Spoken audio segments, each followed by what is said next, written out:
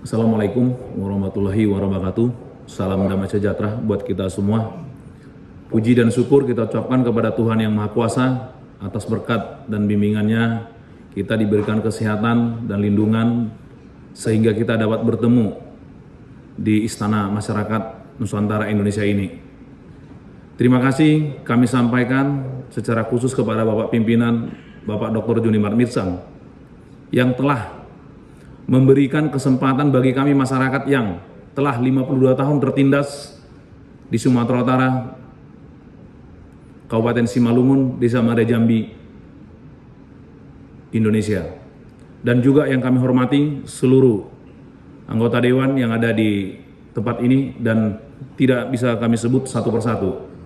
Izin Bapak, sebelum saya menyampaikan, dan mohon maaf, kebetulan saya orang Batak, suaranya dan nadanya agak kasar sedikit, dan kiranya dapat dimaklumi.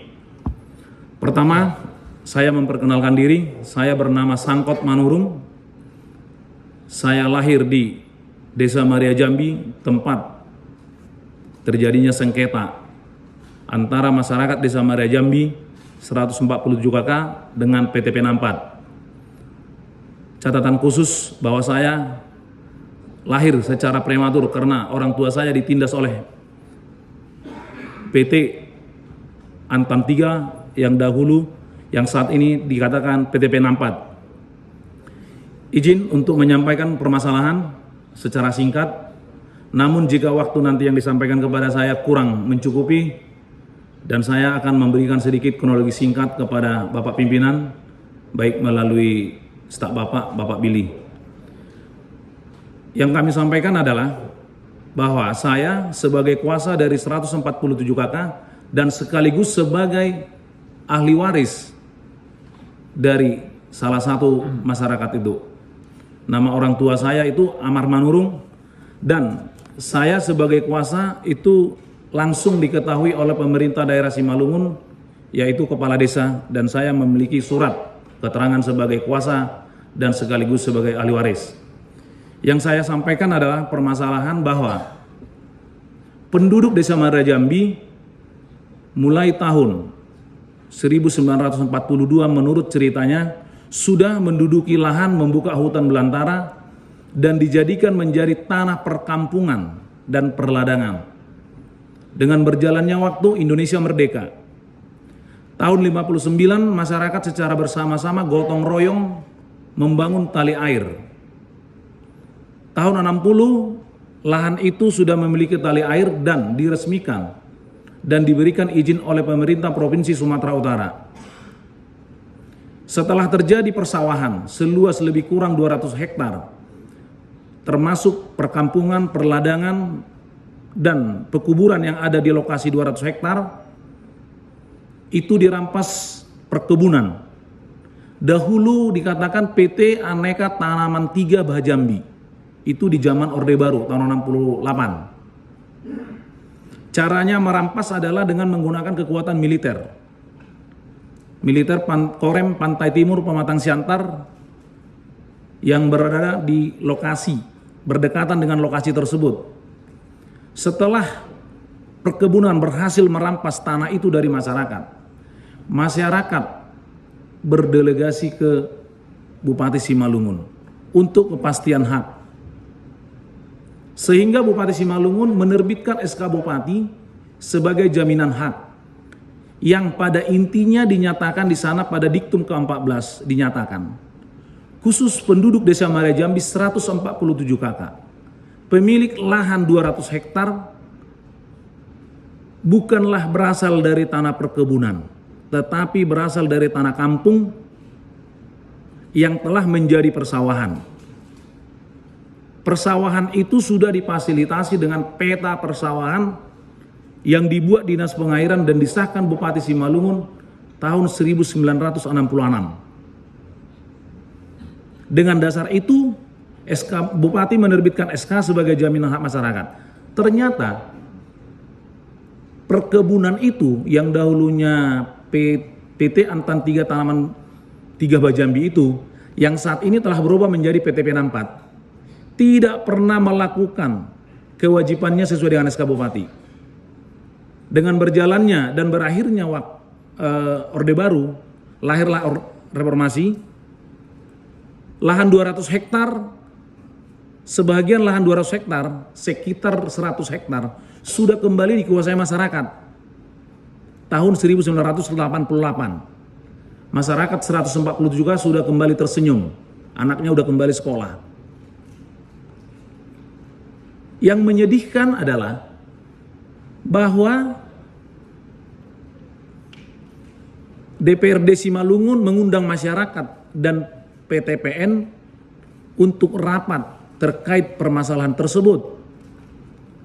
Ternyata rapat itu sudah berlangsung di kantor DPRD Simalungun tanggal 25 Agustus 2008. Lahan yang 100 hektar tadi ternyata ditraktor kembali oleh PTPN 4 dengan alasan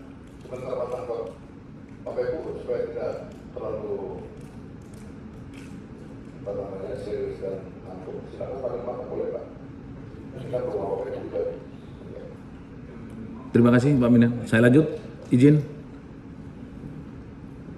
Ternyata pihak PTPN 4 itu mentraktor seluruh tanaman masyarakat. Dan berikut rumah gubuk-gubuknya itu dihancurin. Dan difasilitasi oleh kepolisian. Disaksikan pemerintah daerah, DPRD Simalungun, dan BPN Simalungun. 25 Agustus 2008. Ya. Kepolisian, Polres Simalungun, anggota DPR hadir menyaksikan. Anggota DPR resmi atau oknum? DPR, saya boleh katakan itu, izin Pak. Kebetulan masyarakat itu kan sedang mengadakan rapat di kantor DPRD Simalungun. Masyarakat lagi rapat dengan DPRD, perkebunan itu tidak datang rapat-rapat. Ternyata mereka sudah mentraktor lahan masyarakat. Jadi boleh dikatakan, saya duga itu modus itu Pak, diundang rapat supaya masyarakat mengosongkan lahan sehingga dengan leluasa pihak PTPN yang difasilitasi Polres Simalungun itu memporak-porandakan tanaman itu Pak. Itu sepengetahuan Bupati karena itu disaksikan oleh camat, kepala desa, dan BPN. Alasannya adalah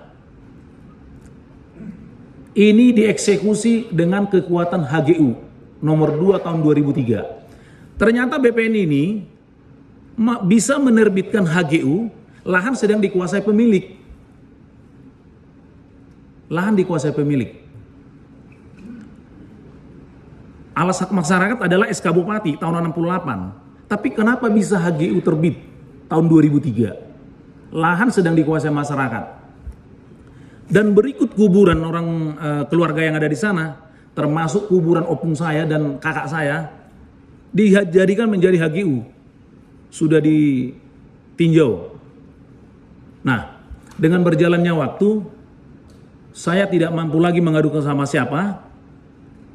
Saya mencoba sekolah hukum. Memang saya sudah tua jadi sekolah hukum, dan ini menunggu lulus jadi pengacara aja nanti dari Pak Junifer Girsang nih. Ini yang saya tunggu kalau jadi pengacara nanti. Nah, kondisi sekarang masyarakat kembali mengolah tanah itu. Karena apa? Karena Ombudsman telah melakukan pemeriksaan mulai tahun 2014 sampai 2019.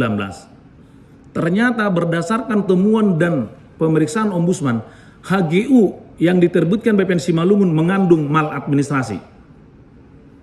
Sehingga dengan dasar ini, masyarakat saat ini mulai bulan Agustus tahun lalu, Agustus 2020, mereka sudah mengolah tanah itu, kembali menanami tanaman dengan berdampingan dengan kelapa sawit. Namun, karena namanya PTPN ini kan perusahaan penguasa di Indonesia ini, itu tentara sama Polri itu biasa dimanfaatkan mereka untuk meresahkan masyarakat. Dan bahkan ormas dibawa PTPN ke lokasi itu. Tanggal 14 September 2020, Ormas Pemuda Pancasila, itu lengkap dengan dokumentasi, itu lengkap itu di masyarakat. Jadi kekuatan PTPN 4 sangat luar biasa Bapak. Nah, Ombudsman sudah menyampaikan hasil laporan akhir pemeriksaan selama 7 tahun itu kepada Menteri Agraria, Kepala BPN RI, dan Direktur PTP 64 tanggal 4 Februari 2019. Ternyata tidak ada direspon. Tanggal 30 April 2019, 30 April 2019, Ombudsman kembali bersurat dengan surat nomor B308 untuk ketegasan laporan akhir pemeriksaan karena tidak ada respon. Bahkan surat itu sudah ditembuskan Ombudsman kepada Bapak Presiden tanggal 30 April 2019. Berikut ke Menteri BUMN, ke Kakanwil BPN Sumatera Utara, dan kepada saya sendiri Sangkot Manurung.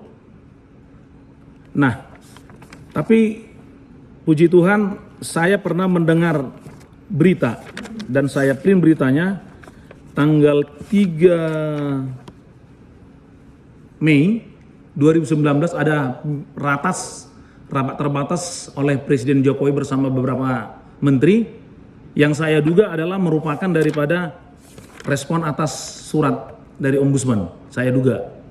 Karena di sana penyelesaian sengketa, percepatan penyelesaian sengketa tanah baik swasta maupun perusahaan negara. Ketika ini saya tunjukkan kepada Polres Simalungun tanggal 29 melalui staf saya yang di kampung, jangan-jangan ini katanya berita bohong, hoax katanya. Itu Kanit Reserse Ekonomi tuh, Endro Purba namanya tuh.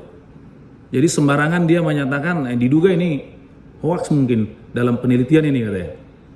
Jadi dalam penyampaian ini Bapak, saya sebenarnya menangis air mata ke dalam ini Bapak Joni Mart Girsang. Saya sangat bangga begitu Bapak membaca surat saya sekilas dan saya sampaikan kepada masyarakat Bapak Joni Mart Girsang telah merespon surat ini dan saya diundang kemari. Maka dari penjelasan singkat saya tadi Bapak, walaupun itu sifatnya putus-putus, harapan kami dari masyarakat semoga Komisi 2 DPR RI secara khusus Bapak pimpinan rapat pada hari ini mendukung laporan akhir hasil pemeriksaan Ombudsman yang juga sudah kami serahkan kepada Komisi 2. Karena Ombudsman itu sudah mendesak PTPN dan BPN untuk mengembalikan lahan tersebut dengan alasan PTP 64 tidak dapat menunjukkan bukti ganti rugi terhadap lahan 200 hektar. PTPN tidak dapat menunjukkan bukti penyerahan lahan 200 hektar dari masyarakat kepada PTPN maupun kepada pihak lain. Besar harapan kami, ini berharap Bapak bukan menjadi kepastian, tetapi besar harapan kami agar Bapak Joni Mart Girsang mendesak Menteri BUMN dan Menteri Keuangan dengan berdasarkan laporan akhir hasil pemeriksaan Ombudsman RI agar lahan 200 hektar itu dikembalikan. Berdasarkan kebenaran fakta yang sudah kami miliki dan sudah diperiksa oleh lembaga Ombudsman. Yang menjadi beban besar bagi kami, PTPN selalu menantang kami, tidak satu pun ada lembaga yang bisa membebaskan lahan ini kecuali ada putusan pengadilan, kata PTPN Bapak. Memang benar putusan pengadilan, tapi tidak semuanya permasalahan harus diselesaikan melalui pengadilan Bapak. Maka untuk itu, jika PTPN dan Menteri BUMN dan Menteri Agraria berkehendak lain tidak berkenan, mohon Komisi 2 beserta jajarannya secara khusus Bapak Joni Mart Girsang mohon menghadapkan kami masyarakat bersama permasalahan ini kepada Bapak Presiden RI Bapak Jokowi yang begitu sayang dengan rakyatnya. Ini harapan kami yang terakhir buat Komisi 2 pada sore hari ini. Terima kasih, dan jika penyampaian kami kurang jelas, kami masih bersedia menyerahkan dokumen terkait kebenaran fakta yang kami miliki. Terima kasih.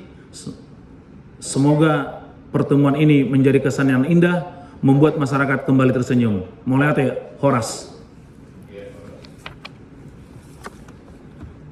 Terima kasih Pak Sangkot Manurung dari Pak Jambi. Ya. Pak Joni, Ya silakan. Ya, Pak Sangkot, itu untuk memperlengkapi data saya ingin tambah data. Jadi ini kan banyak kasus juga di daerah Lampung juga sama. Ini sebelum berpindah ke PTPN, kan ada namanya PT Antam tadi. Iya, Antam Ya, 3. itu tahun 58. Tahun 68, Pak. 68. Oke. Coba diperiksa apakah pada saat orde baru ya itu kan pada saat itu pengambilan Antam itu ke masyarakat